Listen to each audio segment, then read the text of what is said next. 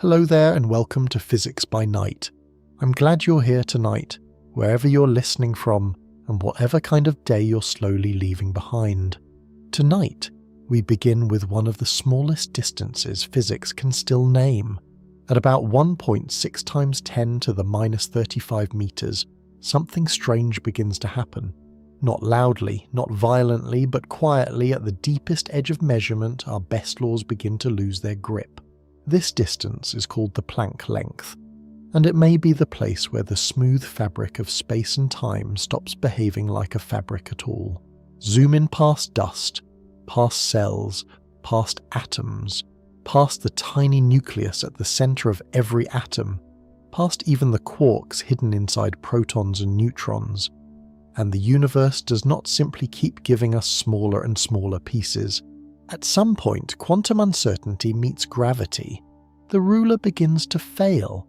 The microscope begins to bend the thing it is trying to see, and space itself may begin to flicker, ripple and foam like a quiet static beneath reality. So tonight, we are not rushing toward an answer. Settle in, let your breathing slow. Let your body rest while your curiosity stays gently awake. We're going to follow the smallest path physics can still describe, from light to electrons to atoms to quarks, to the hidden boundary where distance itself may stop meaning what we think it means. And if this quiet corner of physics brings you even a small moment of peace, a gentle like or subscribe would mean more than you know. You can also share where in the world you're listening from tonight and what time it is there. Now let's begin with a simple question. What truly breaks when we try to see smaller and smaller? If we could keep zooming in forever, what would we actually find? At first, the question feels simple. A table looks solid. A stone feels solid.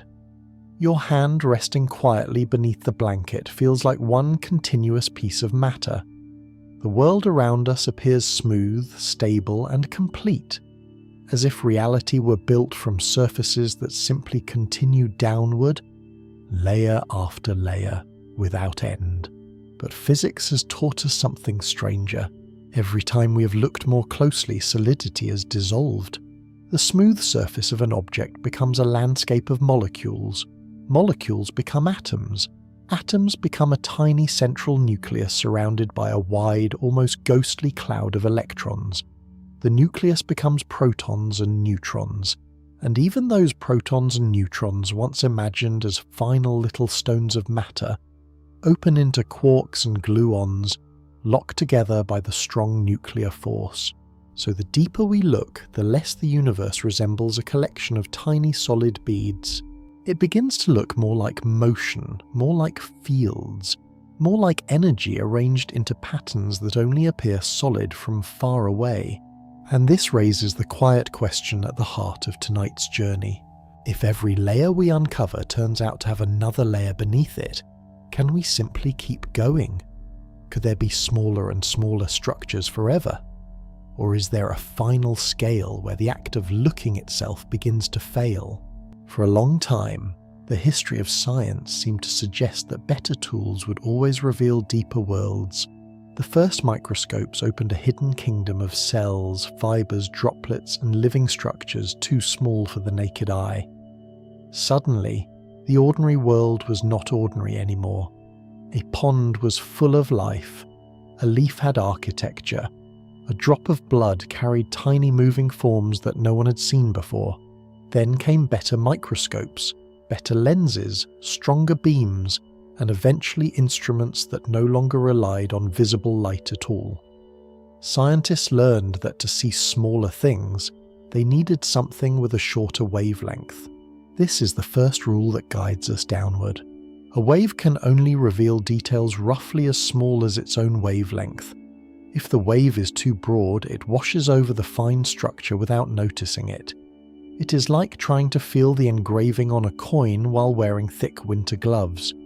The object is there, but the tool is too coarse. Visible light is wonderful for showing us faces, forests, clouds, and stars. But its waves are far too wide to clearly reveal the inside of an atom. To reach smaller scales, physics had to use shorter waves, and shorter waves usually mean higher energy. That simple trade became one of the central engines of modern physics.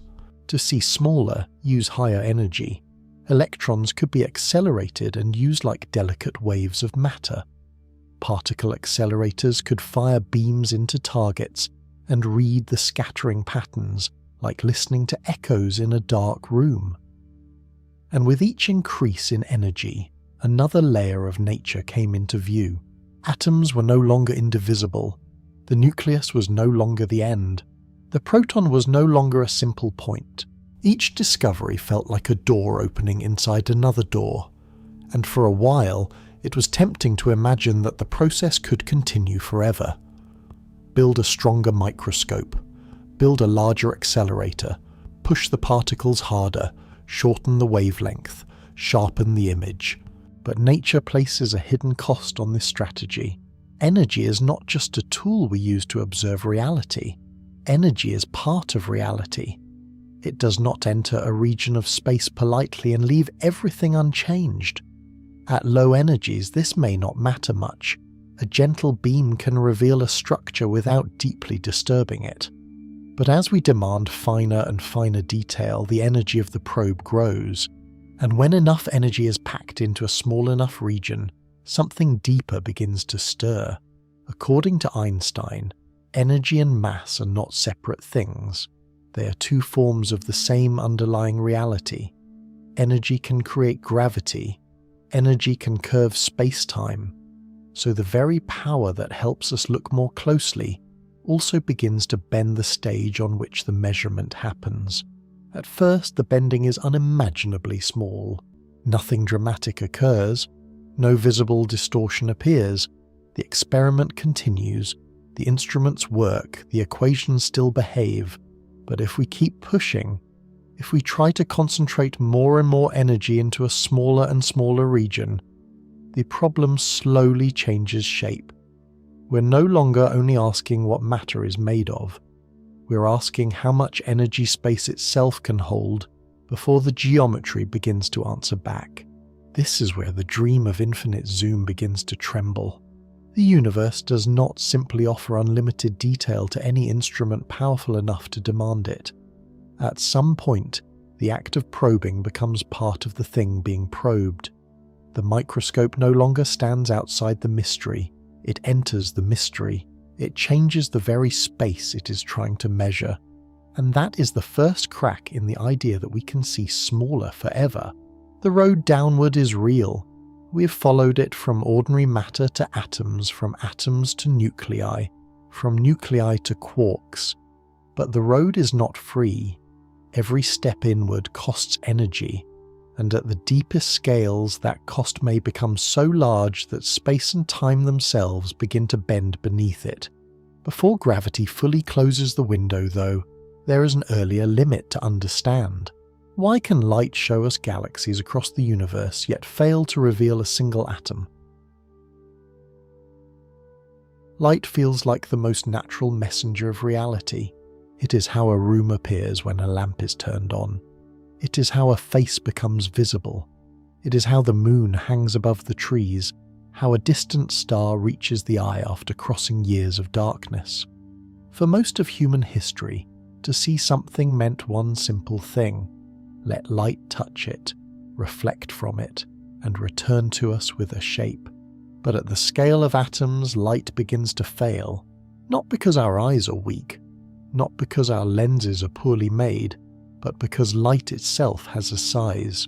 Every beam of light behaves like a wave, and every wave has a wavelength. Visible light, the kind that paints the world in red, orange, yellow, green, blue, and violet, has wavelengths hundreds of nanometers long. An atom, by comparison, is only about 1/10 of a nanometer across. That difference is enormous.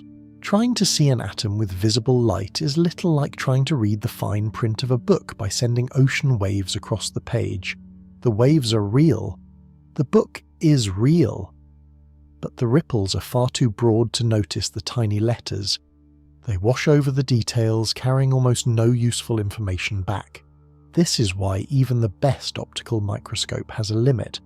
You can improve the glass, you can polish the lenses, you can focus the beam with extraordinary care, but eventually, the wavelength of light itself becomes the boundary.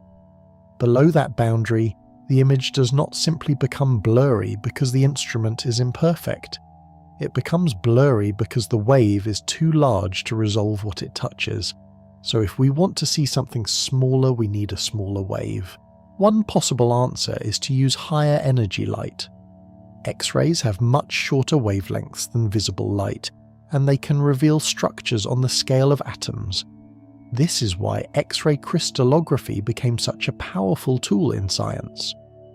By shining X-rays through crystals and studying the patterns that emerged, scientists learned that atoms are arranged in repeating lattices, quiet geometric orders hidden inside solid matter. But X-rays come with a cost. To make light waves small enough to probe atomic distances, each photon must carry much more energy. And when photons become energetic enough, they do not simply observe atoms. They can disturb them. They can knock electrons loose. They can damage delicate structures. The very light that gives us sharper vision can begin to change the thing we're trying to see. So physics needed another kind of messenger. That messenger was the electron. At first, this sounds strange. An electron is matter. It is one of the ingredients inside atoms. It is not a beam of ordinary light. And yet, in the early 20th century, physics discovered something quiet and astonishing. Matter can behave like a wave. Louis de Broglie proposed that every moving particle has a wavelength, not just photons, not just light. Electrons, protons, even objects made of matter have wave-like properties, although for large everyday objects the wavelength is far too tiny to notice. For electrons, however, the wave nature can become useful. When an electron is accelerated, its wavelength becomes shorter. The faster it moves, the finer its wave can become, and this means an electron beam can be tuned to wavelengths small enough to explore the atomic world. This was not just an idea on paper. In 1927, Clinton Davison and Lester Germer fired electrons at a nickel crystal and saw a diffraction pattern. That word, diffraction, matters deeply. It is the kind of pattern waves make when they pass through or scatter from regular structures. Bullets do not naturally create such patterns. Simple particles in the old classical sense should not have done this, but electrons did. They scattered from the crystal as if they were waves moving across an atomic grid. The experiment showed that electrons were not merely tiny bits of charge. They carried a hidden rhythm, a matter wave, and that rhythm could interact with the hidden order of atoms. A few years later, Ernst Ruska helped turn this strange fact into one of the most important instruments in science, the electron microscope. Instead of glass lenses bending light, an electron microscope uses electromagnetic fields to focus streams of electrons. The result is not an image made from reflected colour, the way our eyes understand the world. It is an image built from scattering, interference, and interaction. A picture assembled from how electron waves respond to the structure of matter, and because electrons can have much shorter wavelengths than visible light, they can reveal details that ordinary light cannot reach. Viruses, crystal surfaces, molecular structures, columns of atoms arranged inside a solid. It is a different kind of seeing. Light shows us the world as appearance.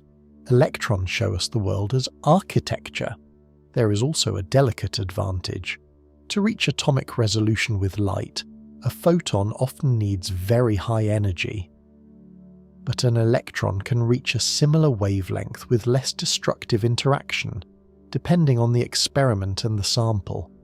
It can be a finer probe, not because it is gentler in every situation, but because its wave nature gives scientists another way to balance resolution and disturbance. This balance matters. At small scales, observation is never completely innocent. To look is to interact. To measure is to touch. however softly. The question becomes how sharply we can touch without tearing apart the thing we want to understand. Electron microscopes gave humanity one of its first quiet victories in that balance. They showed that matter could reveal itself through matter, that the atom, hidden from light, could still be approached by a beam of particles behaving like waves. There is something deeply strange in that. The same electrons that orbit atomic nuclei, shape chemistry, carry electricity, and help form the surfaces of everyday objects can also become our way of seeing those surfaces more deeply. Matter becomes both the subject and the messenger, and yet even this method has limits. We can shorten wavelengths, we can raise energies, we can refine beams until they become astonishingly precise. But the rule remains the same. Smaller detail demands a finer probe, and a finer probe usually carries more energy. Electron microscopes take us far beyond visible light. They open the atomic world, but they do not take us all the way down. Once atoms become visible, the old question returns in a deeper form. If atoms have structure, what about the dense centers inside them? For a while, the atom seemed like it might be the final answer. A tiny unit of matter, a small, complete building block, something solid enough to explain the tables, stones, skin, glass, and stars around us. But when physicists finally found a way to look deeper, the atom did something almost dreamlike. It opened. In 1911, Ernest Rutherford and his students performed one of the most famous experiments in the history of physics. They took a very thin sheet of gold foil and fired alpha particles at it, expecting those particles to pass through with only gentle deflections. At the time, many scientists imagined the atom as a soft spread-out cloud of positive charge with electrons embedded inside it. If that picture were true, the alpha particles should have drifted through the gold almost smoothly. Most of them did, but a few did something shocking. They bounced backward. Rutherford later compared it to firing a heavy shell at a piece of tissue paper and having it come back toward you. It made no sense unless almost all the mass of the atom was concentrated in one tiny central point. The atom was not a solid sphere. It was mostly empty space with a small, dense nucleus at the center. That discovery changed the feeling of matter forever. The solid world was not solid in the way it appeared. Every object around us, no matter how firm it feels, is built from atoms that are mostly open space. If an atom were enlarged to the size of a cathedral, its nucleus would be like a tiny grain suspended near the center, while the electrons would exist as a wide, quiet blur around the edges. And yet that tiny nucleus carries almost all the atom's mass. So naturally, the next question became unavoidable. Was the nucleus itself solid?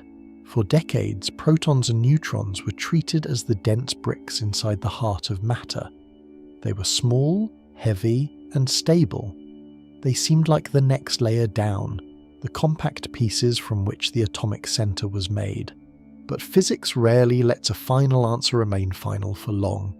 By the middle of the 20th century, particle experiments had begun revealing a strange zoo of new particles.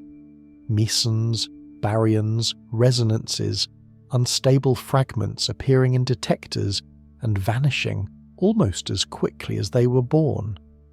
Nature seemed to have more internal variety than a simple proton and neutron picture could explain. Then came a more precise way to ask the question. Instead of simply looking at a proton, physicists would strike it. At the Stanford Linear Accelerator Center in California, scientists fired extremely energetic electrons at protons and neutrons. These electrons were moving close to the speed of light. They were not used like ordinary light, and they were not forming a familiar picture. They were probes, tiny messengers thrown into the dark, returning information through the way they scattered. If the proton was smooth and solid, the electrons would scatter in one kind of pattern, but they did not. The results showed sharp, point-like scattering, as if the electrons were bouncing off smaller structures hidden inside the proton. It was like striking a bell in a dark room and hearing not one simple tone, but several hidden echoes from inside the metal. Those echoes pointed to quarks. The proton, once imagined as a tiny solid bead, was revealed to be a composite object. Inside it were smaller entities carrying charge and momentum, bound together by one of the strongest forces in nature. Protons and neutrons were not final stones. They were more like restless systems held together from within. The force that binds quarks is called the strong nuclear force, and it behaves unlike the familiar forces of everyday life. Gravity weakens with distance. Electromagnetism weakens with distance.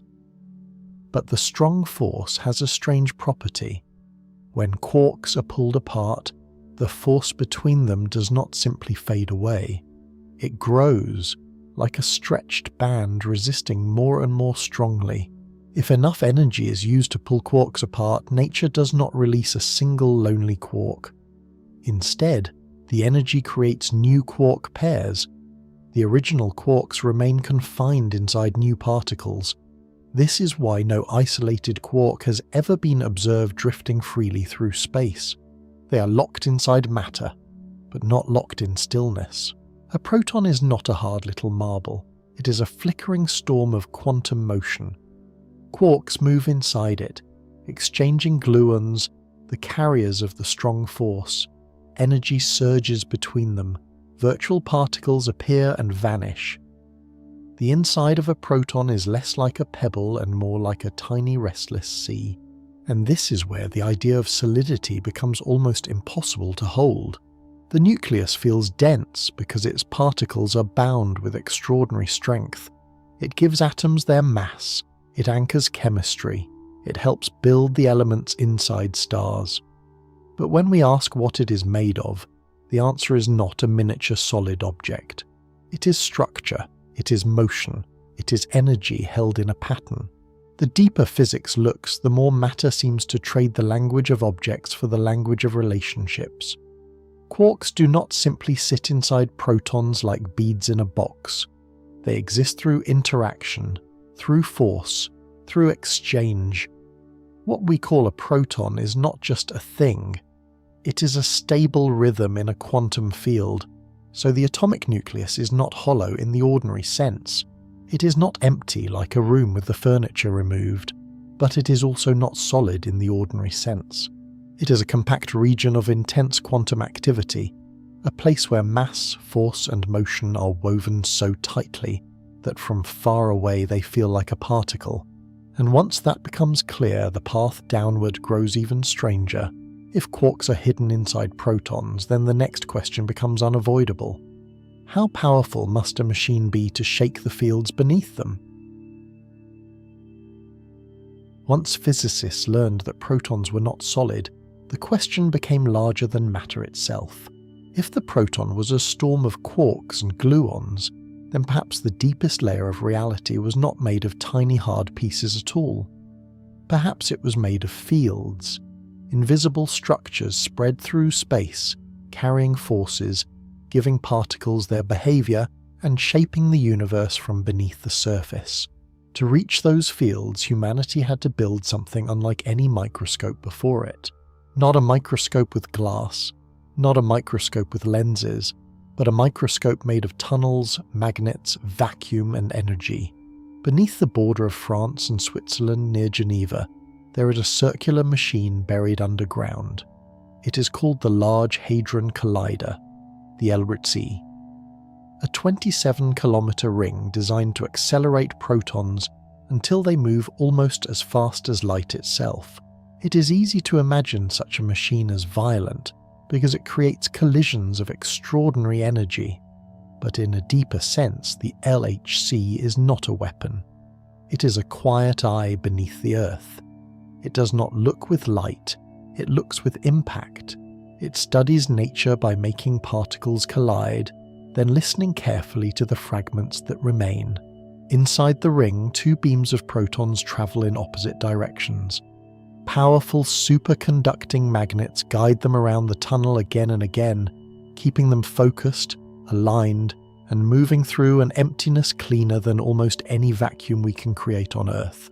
Then, at selected points, the beams are brought together. Proton meets proton.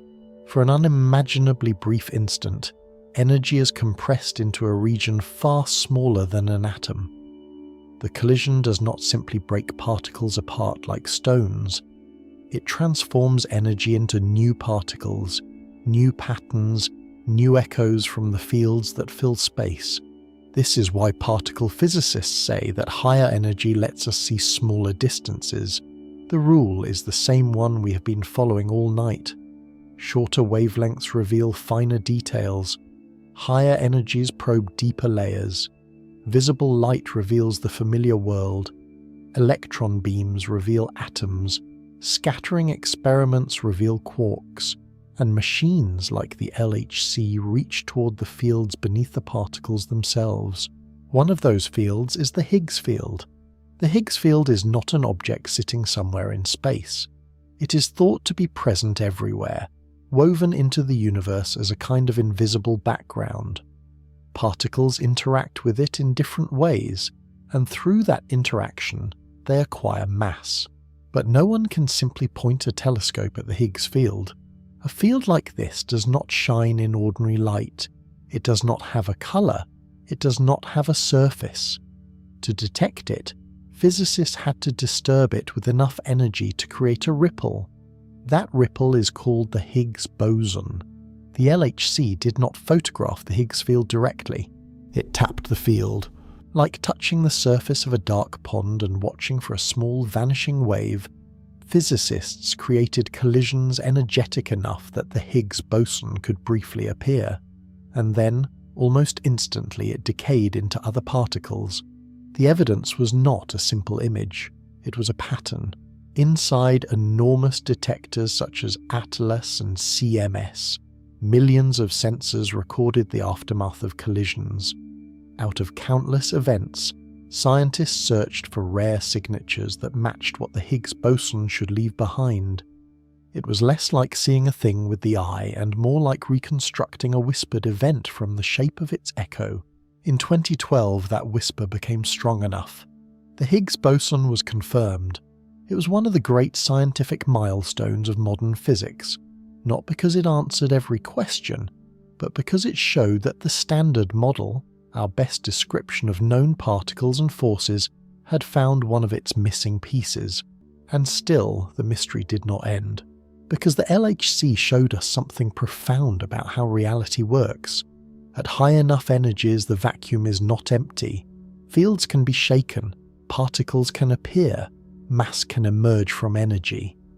For a tiny fraction of a second, a collision can recreate conditions similar to those in the very early universe, when space was hotter, denser, and stranger than anything we experience today.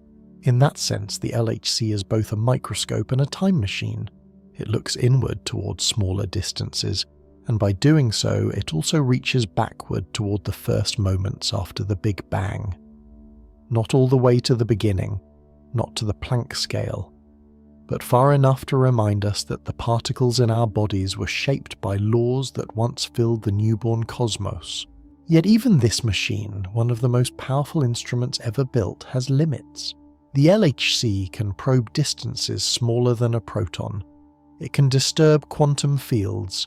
It can reveal rare particles hidden inside oceans of collision data. But it is still enormously far from the scale where gravity and quantum mechanics fully collide.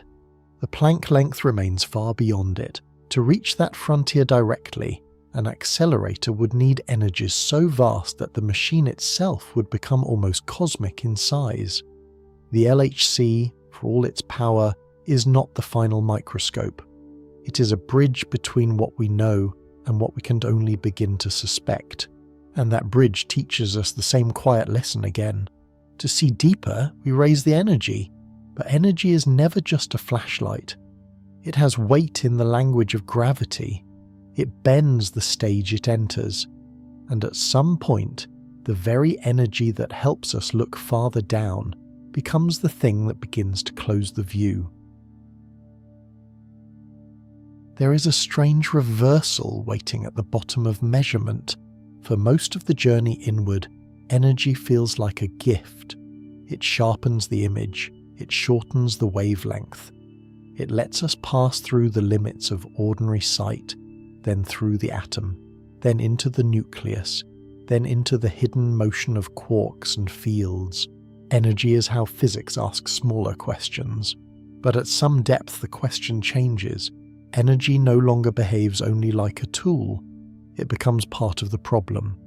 The same power that lets us look deeper begins to disturb the place we are trying to examine. And if we push far enough, gravity enters the story not as a distant force between planets and stars, but as a quiet resistance woven into measurement itself. This is one of the strangest lessons of modern physics. To see something small, you need a short wavelength. To create a short wavelength, you need high energy. That rule works beautifully across many scales. It is why visible light can show us the everyday world, why electrons can reveal atoms, and why particle accelerators can probe inside protons. But Einstein taught us that energy is not weightless in the deeper sense. Energy and mass are two forms of the same reality. The famous equation is usually written as letters and symbols, but for our purposes tonight it can be said gently. Energy equals mass times the speed of light squared. That means energy can act like mass, and mass creates gravity. So when a physicist concentrates more and more energy into a smaller and smaller region, that energy does not simply illuminate the region, it also curves the space-time around it. At first, the curvature is almost nothing, far too small to notice. The experiment continues as if gravity were not there at all, but gravity is patient. It waits quietly while the energy rises. At atomic scales, its effect is negligible. At nuclear scales, still almost invisible. Even inside our greatest colliders, gravity remains so weak compared with the other forces that it barely enters the calculation. Electromagnetism, the strong force and the weak force dominate the world of particles. Gravity seems absent, but it is not gone. It is only waiting for the energy density to become high enough. Imagine trying to focus a beam into an ever smaller point. Each time you demand a sharper image, you add more energy. Each time you add more energy, you increase the gravitational effect of that tiny region. Space bends a little more. The coordinates you wanted to measure begin to shift beneath the measurement itself. The microscope is no longer outside the scene. It is now bending the scene. This is where nature begins to push back. If enough energy is packed into a region small enough, the curvature becomes extreme. Space-time folds inward. Light paths tilt. The escape routes narrow. Eventually a boundary forms around the region, a surface beyond which light cannot return. That boundary is an event horizon, and once an event horizon forms, the region you were trying to inspect disappears from view. No signal can come back. No photon can escape. No information can return to the outside observer in the ordinary way. Your microscope has created a black hole. Not a giant black hole like the ones formed from collapsed stars, not a cosmic monster swallowing gas and light, but a tiny gravitational trap, born from the very energy you use to look more closely. This is gravity's quiet counterattack. The universe does not shout. It does not break dramatically. It simply closes the window. And the most unsettling part is what happens if you try to fix the problem by adding even more energy. Normally, adding energy gives you better resolution. It makes your probe sharper. It lets you see smaller structure. But once gravity dominates, that logic reverses. More energy does not reveal a smaller distance. More energy makes the gravitational radius larger. The black hole grows. The harder you try to look inside, the more the region hides itself. The act of observation becomes a curtain drawn by the laws of space-time. Nature does not say, "You are not clever enough." It says something deeper. Beyond this point, the meaning of seeing has changed. This is why the smallest scales are not merely difficult to reach. They may be physically protected, not by a wall made of matter, not by a force field in the science fiction sense, but by the relationship between quantum mechanics and gravity. Quantum physics tells us to use shorter wavelengths and higher energies to locate smaller things. General relativity tells us that energy curves space-time. Put those two truths together, and a boundary begins to appear. At first, it is only a thought experiment, but it is a powerful one. Suppose you want to measure a distance so tiny that ordinary language can barely hold it. You choose a probe with an extremely short wavelength. That probe must carry enormous energy. You focus it into the region you want to study. For a moment, you hope the universe will return a sharper answer, but the energy becomes so concentrated that the region's gravity traps the answer before it can escape. The measurement collapses into its own horizon. This is not a failure of engineering. It is not simply that our machines are too small, or our magnets too weak, or our detectors too crude. Better technology can take us very far. It has taken us from glass lenses to electron microscopes, from cloud chambers to particle colliders, from atoms to quarks. But this limit is different. It is built into the fabric of the theories themselves. The closer we look, the more the window bends shut. This is why the dream of infinite magnification begins to fail. We imagine zooming as a smooth, endless motion, like moving a camera closer and closer to an object.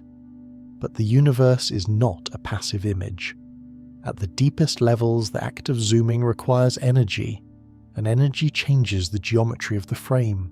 The stage responds to the spotlight, and if the spotlight becomes intense enough, the stage curves around it and hides the scene completely. There is something almost calming in this if we let it be. The universe has limits not only to what we know, but to what can be meant by knowing.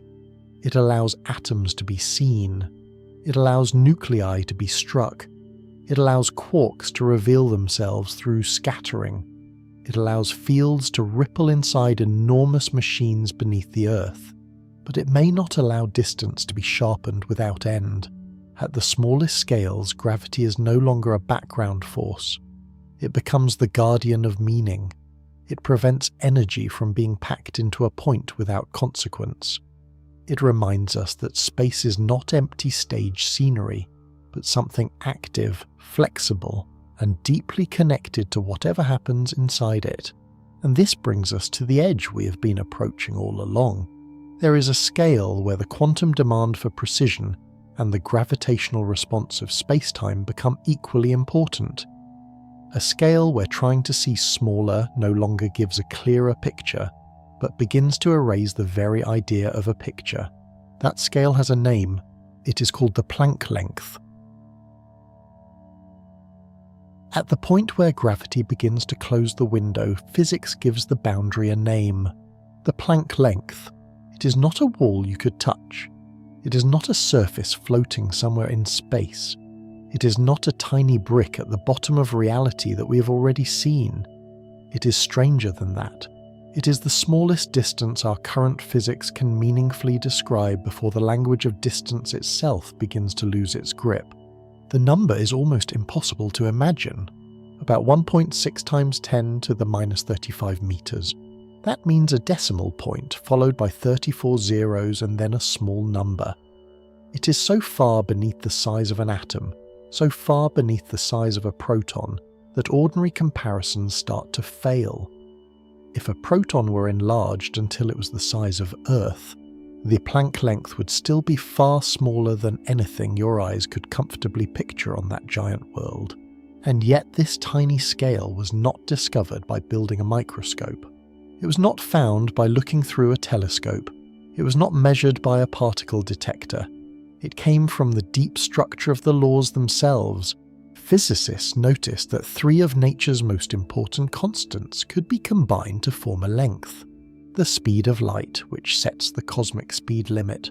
The gravitational constant, which describes the strength of gravity. And Planck's constant, which measures the grain of quantum action. When these 3 constants are brought together, They produce a natural unit of distance, not a human unit like inches or meters, chosen for convenience, but a distance that seems to come from the universe's own rulebook. That distance is the Planck length, and the reason it matters is not simply that it is small. It matters because it is where two great descriptions of nature meet and fail to cooperate.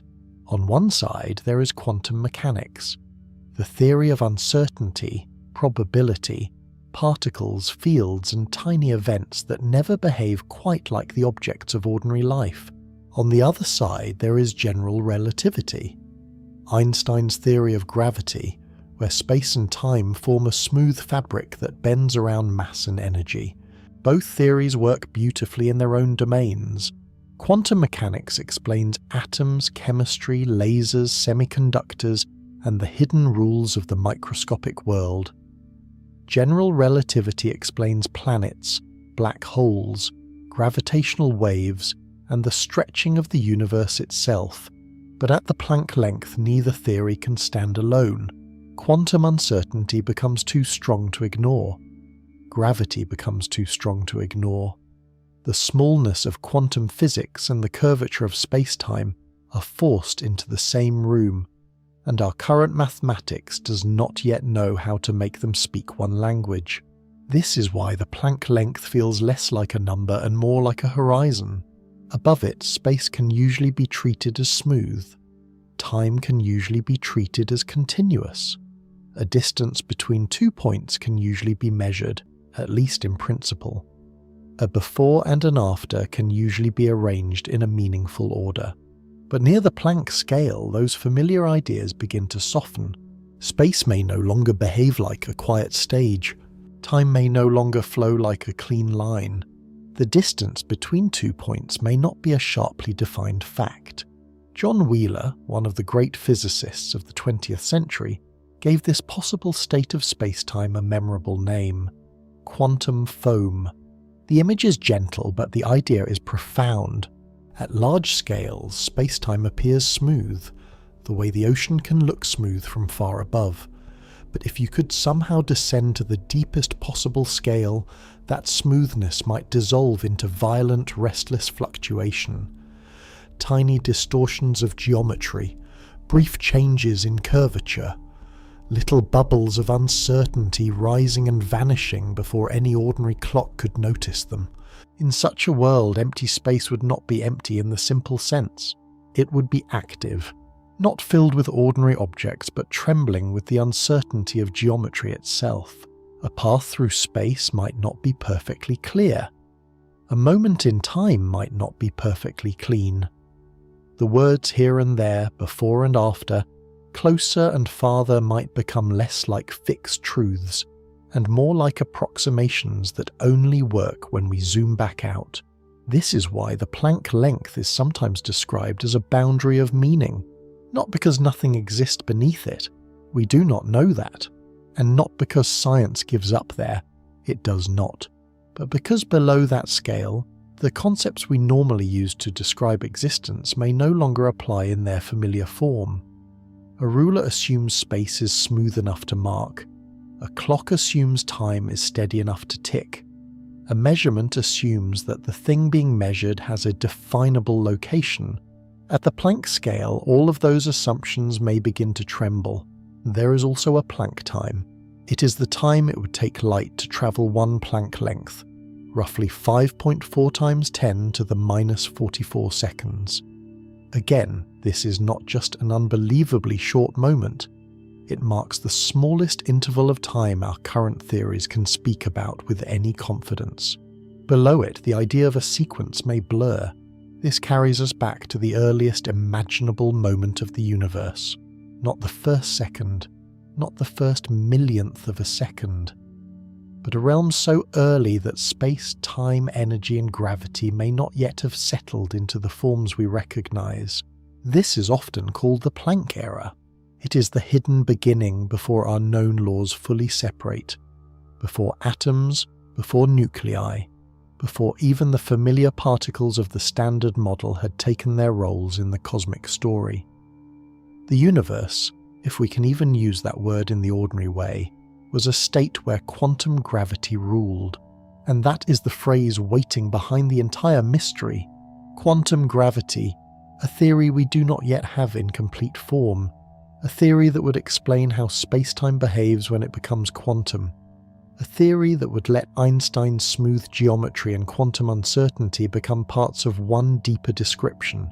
Until we have that theory, the Planck length remains both a limit and an invitation. It tells us where our current maps fade. It shows us the edge of the language we trust. But it also points towards something deeper, something that may explain why space-time appears smooth to us at all. Perhaps space is continuous. Perhaps it is not. Perhaps it is made of tiny units. Perhaps it emerges from something even more basic. We do not yet know, and there is a quiet beauty in that uncertainty. The Planck length does not simply mark the end of knowledge. It marks the place where knowledge becomes humble, where physics stops pretending that its familiar words are final, where distance, time, and measurement begin to ask for a deeper grammar. So the Planck length may not be a final wall in the ordinary sense. It may be more like the shore of an unseen ocean, a place where the ground beneath our equations becomes soft, and the smooth road of space-time begins to dissolve into something we've not yet learned how to walk through. But if distance itself begins to blur there, then one of quantum physics' most famous rules must also be reconsidered. Long before gravity enters the smallest scales, quantum physics already carries a quiet warning. It tells us that nature is not perfectly sharp, not because our eyes are weak, not because our machines are careless, but because reality, at its deepest measurable level, does not offer all of its details at once. This is the meaning of Heisenberg's uncertainty principle. In the ordinary world, we imagine that an object has a definite position and a definite motion. A stone sits on a table. A car moves down a road. A planet follows a path around the sun. If we had perfect tools, it seems, we could know exactly where something is and exactly how fast it is moving. But in the quantum world, that idea begins to fail. For a particle, such as an electron, position and momentum cannot both be known with unlimited precision. The more tightly you define where the particle is, the less clearly you can define how it is moving. And the more sharply you know its momentum, the more spread out its position becomes. This is not just a disturbance caused by measurement. It is not simply that the act of looking bumps the particle and ruins the answer. It is deeper than that. The particle is not a tiny classical bead secretly carrying perfect information. It is described by a wave of probability, and a wave cannot be compressed into perfect sharpness without changing its spread, its motion, and its uncertainty. So even before gravity joins the story, the universe refuses infinite precision. There is always a softness, a built-in blur, a limit to how sharply the word "where" can be spoken. But Heisenberg's uncertainty was born in a world where space-time itself was usually treated as a fixed stage. Quantum particles could behave strangely, but the background they moved through remained calm. Space was space. Time was time. The geometry did not bend under the act of measurement. Gravity changes that. Suppose you want to locate a particle more precisely. You might choose a photon, a tiny packet of light, and use it to probe the particle's position. To see a smaller region, the photon needs a shorter wavelength, and as we have followed throughout this journey, a shorter wavelength means higher energy. At first this works. The photon's wave becomes finer, the possible position becomes narrower, your measurement improves. But as the energy rises, another truth begins to awaken. Energy curves space-time. The photon is not just a messenger, it carries energy. And if its energy becomes great enough, then the photon itself begins to affect the geometry of the region it is trying to measure. It bends the coordinates, it disturbs the stage, it makes the very meaning of position less clean. So now there are two kinds of blur. One comes from quantum mechanics, the other comes from gravity. At lower energies, the quantum blur dominates. You use more energy, the wavelength gets shorter, and the measurement becomes sharper. But near the Planck scale, the gravitational blur grows. More energy no longer simply gives more clarity. It begins to curve space more strongly. The probe you send in starts to deform the region you hope to define. And if you go far enough, the effort becomes self-defeating. Trying harder no longer sharpens the image. It makes the image disappear behind curvature. This idea leads to what physicists call the generalized uncertainty principle. It is not a replacement for Heisenberg's insight, but a gravitational extension of it. It asks what happens when the energy used in measurement is allowed to bend space-time. The answer is strange and beautiful. At first, increasing energy reduces uncertainty in position. Then, after a certain point, increasing energy begins to increase it again. There is a minimum, a smallest meaningful uncertainty in position, a scale below which the universe does not allow distance to be resolved in the ordinary way. That scale is expected to be close to the Planck length, about 1.6 times 10 to the minus 35 meters. This does not mean there is necessarily a tiny solid pixel sitting there like a square on a screen. It means something more subtle. It means the act of asking where may have a deepest possible answer. Beneath that answer, more energy does not produce more location. It produces more gravity, more curvature, more uncertainty. The question becomes too sharp for space-time to hold. There is a quiet elegance in this. Quantum mechanics says that measurement has limits because particles are wave-like and uncertain. General relativity says that energy changes the shape of space and time. When these two ideas are brought together, they do not simply collide. They seem to point toward the same boundary, a universe with no infinite sharpness. A universe where knowledge has structure. A universe where the smallest distances are protected, not by secrecy, but by consistency. This is why the Planck length keeps returning. It appears when we think about black holes. It appears when we think about the beginning of the universe. It appears when we ask how small a measurement can become before the measurement changes the thing being measured beyond recognition. At that scale, uncertainty is no longer only about particles. It becomes about geometry itself. The word position begins to depend on the shape of space-time, and the shape of space-time depends on the energy used to define the position.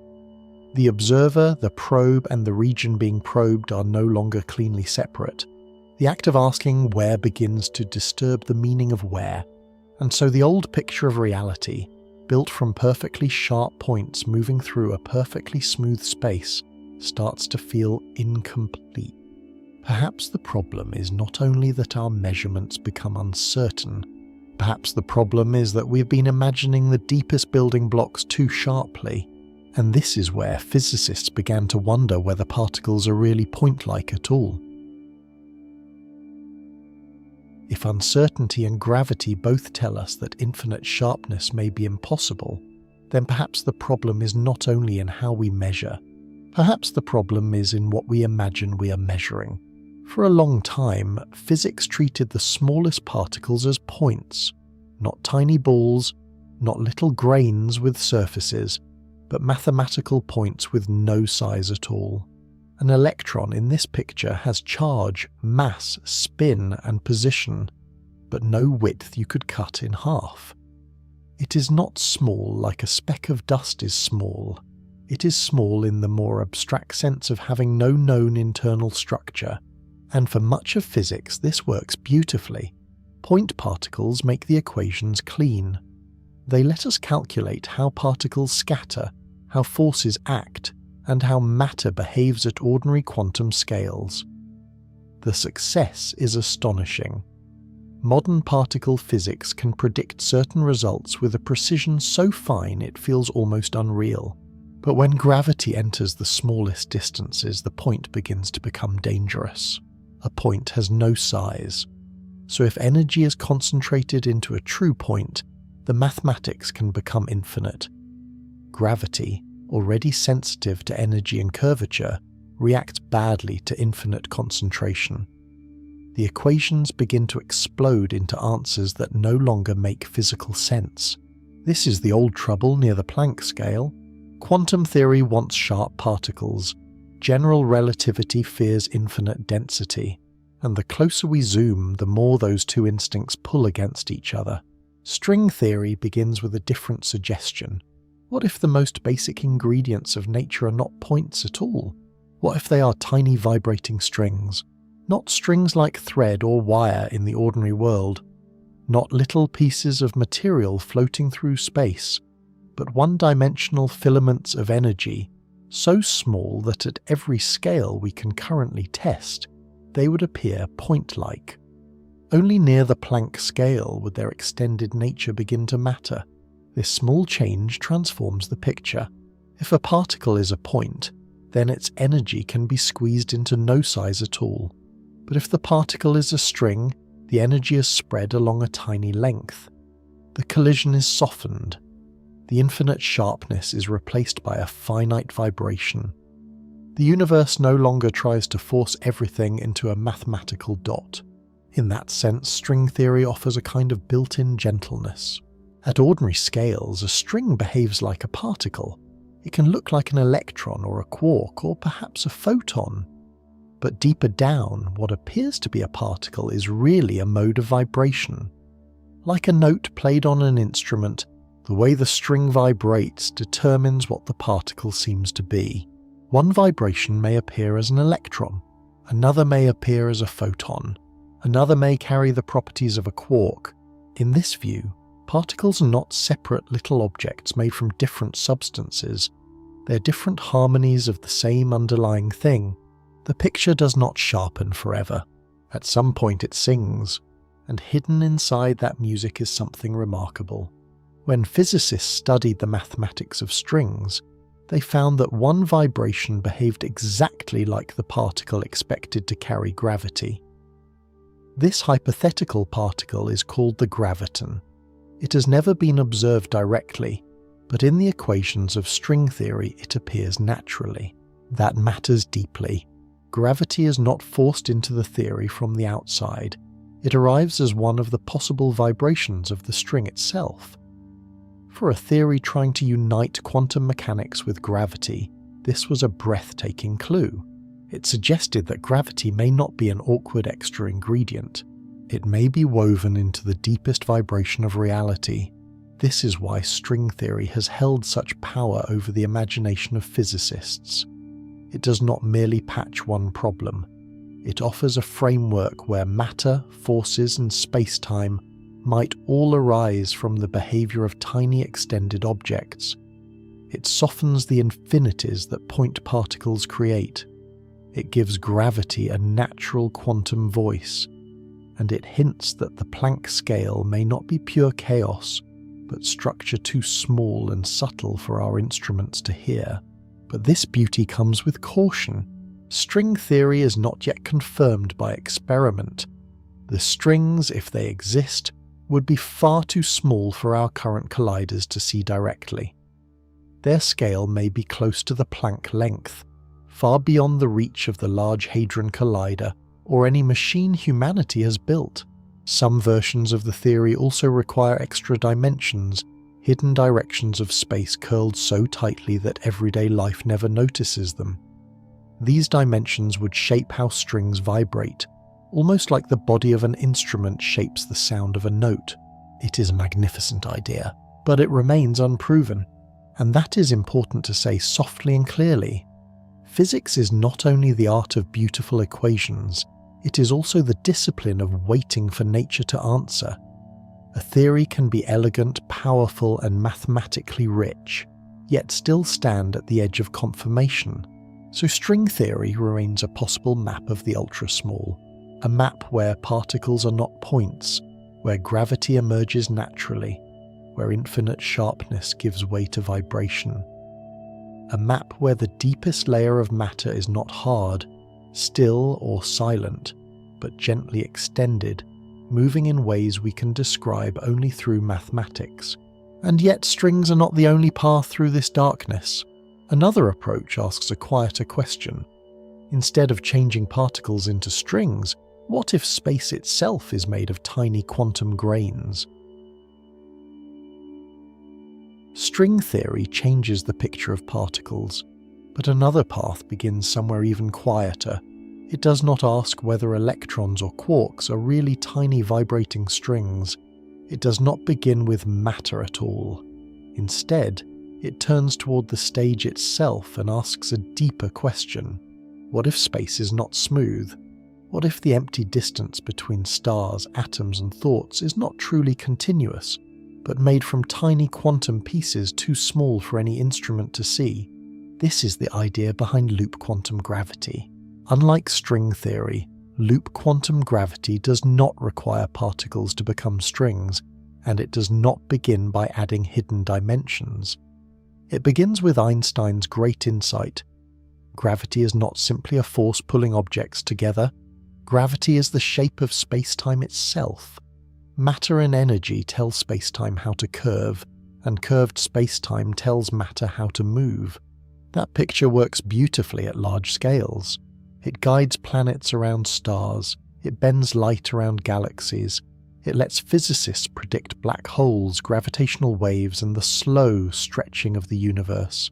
But near the Planck length, the smooth fabric may no longer remain smooth. Quantum mechanics suggests that nature comes in discrete units. Light comes in photons. Energy levels inside atoms come in steps. Matter itself behaves according to quantum rules. So loop quantum gravity asks a simple but radical question. If energy is quantum and matter is quantum, why should space be the one thing that stays perfectly smooth? Perhaps space too comes in quanta.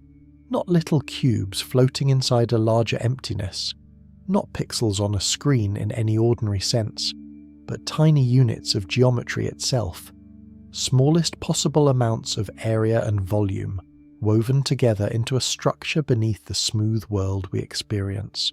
In loop quantum gravity, this hidden structure is often described as a spin network. A spin network is not a net stretch through space. It is more subtle than that. It is a mathematical web from which space itself can emerge. The nodes of the network represent tiny quanta of volume. The links between them represent quanta of area. Together, these nodes and links form a kind of deep scaffolding beneath geometry. From far away, the network looks smooth, the same way a beach looks smooth from a distance, though it is made from countless grains of sand. The same way a photograph looks continuous until you move close enough to notice the individual points of color. The same way a woven cloth feels like one soft surface until magnified enough to reveal its threads. Space-time may be like that. Smooth to us because we are large, continuous because we are far above the Planck scale. But underneath there may be a finite granular order. This would change the meaning of empty space.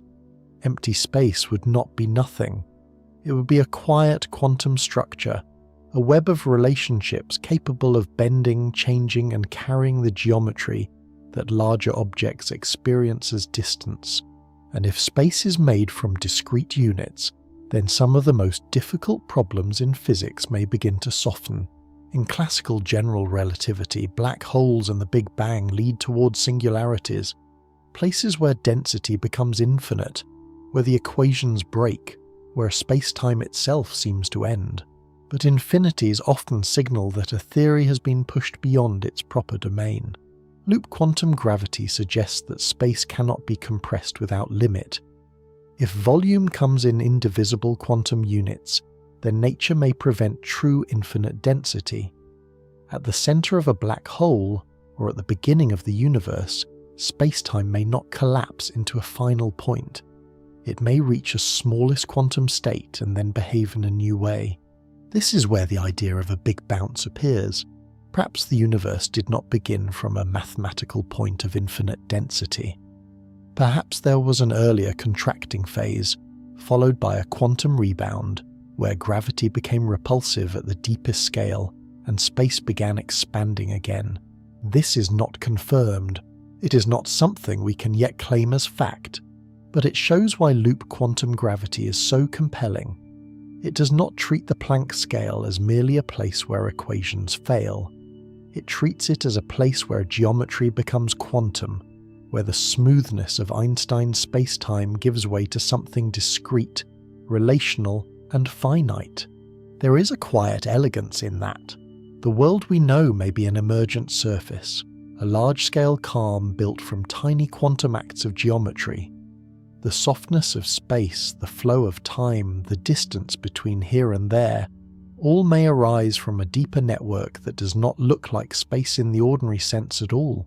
So where string theory imagines nature as vibration, loop quantum gravity imagines it as woven geometry. One theory sings, the other weaves. Both remain unfinished, both remain unproven in direct experiment, and both are attempts to answer the same silent question waiting at the bottom of measurement. What is space-time when space-time is no longer smooth? At the Planck scale, perhaps the universe is not empty, not continuous, and not infinitely divisible. Perhaps it's made of relationships so small and subtle that distance itself is only what they look like from far away. And if that is true, then the final question becomes even stranger. If distance is only an approximation, what can we still measure?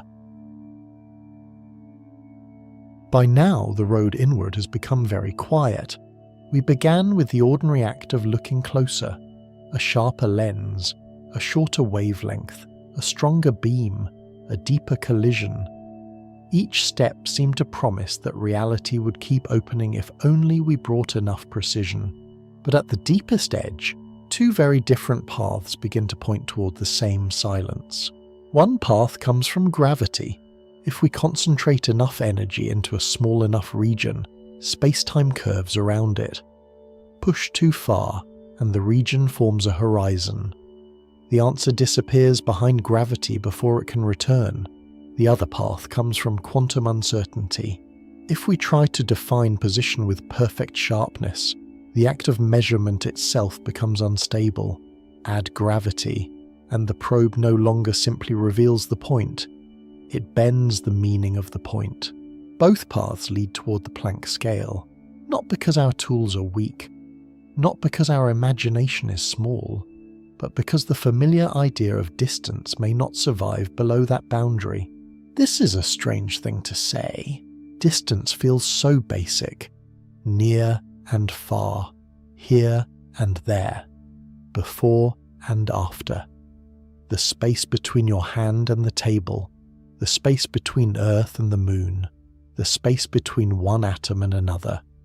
We build our entire picture of reality on the assumption that such separations are real, continuous and measurable, and at ordinary scales they are. Physics works beautifully there. Rulers work, clocks work, light travels, planets orbit, atoms bond, galaxies drift through the dark. But perhaps distance is not fundamental. Perhaps it is something that appears only when the deeper structure of reality is viewed from far enough away. Some modern ideas suggest that space-time may emerge from quantum information, from entanglement, from relationships between parts of the universe that are not spatial in the ordinary sense. In that view, space is not the container in which reality happens. Space is what relationship looks like when it becomes organized. Distance may be a kind of summary, a large-scale language, a useful approximation produced by something deeper that does not yet have a familiar shape. At the deepest level, the universe may not be a place filled with things. It may be a web of relationships from which place itself slowly appears. This does not mean everything is unreal. It means our everyday description may be incomplete. The world of tables, stars, atoms, and light is real in the way a wave is real on the surface of the sea. But the wave is not separate from the deeper water beneath it. In the same way, space and time may be the surface behavior of a deeper quantum order. And if that is true, then the Planck length is not simply the smallest mark on a ruler. It is the place where the ruler stops being the right tool. Science does not end there. It changes posture. It becomes less about forcing reality into sharper images, and more about learning the deeper grammar from which images, distances, and moments arise. So when distance becomes an approximation, we can still measure many things. We can measure patterns, relationships, correlations, energy, information, the ways events depend on one another, the traces left behind when the hidden structure of the universe touches the world we can observe. And perhaps that is enough for now. At the edge of the smallest length, physics does not hand us a final object. It hands us a quieter truth. The closer we look, the less reality resembles a thing, and the more it resembles a relationship waiting to be understood. And now, after following this path as far inward as our current language can carry us, we can let the journey settle gently into stillness. And so tonight we followed the smallest path physics can still name. We began with light, the ancient messenger that shows us faces, stars, and distant galaxies, yet cannot reveal the atom by itself. We followed electrons as they became waves of matter, delicate enough to open the atomic world. We moved inward to the nucleus, where solidity gave way to empty space, dense centers, quarks, gluons, and the restless motion beneath matter.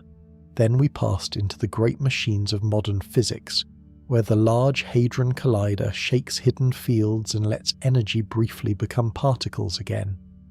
We watched gravity enter quietly, not as a distant pull between planets, but as a boundary woven into the act of looking too closely. And at last we arrived near the Planck Length, where distance itself begins to lose its ordinary meaning. Perhaps space is smooth, perhaps it is woven, perhaps it is vibration, perhaps it is relationship. For now we do not know, but that is not a failure. It is the beautiful edge of science, the place where measurement becomes humility, and where the universe reminds us that reality may be deeper than the words we use to describe it. If this quiet journey brought you even a small moment of calm, I'm grateful you were here.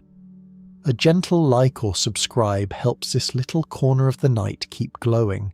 And if you'd like, share where in the world you're listening from tonight and what time it is there.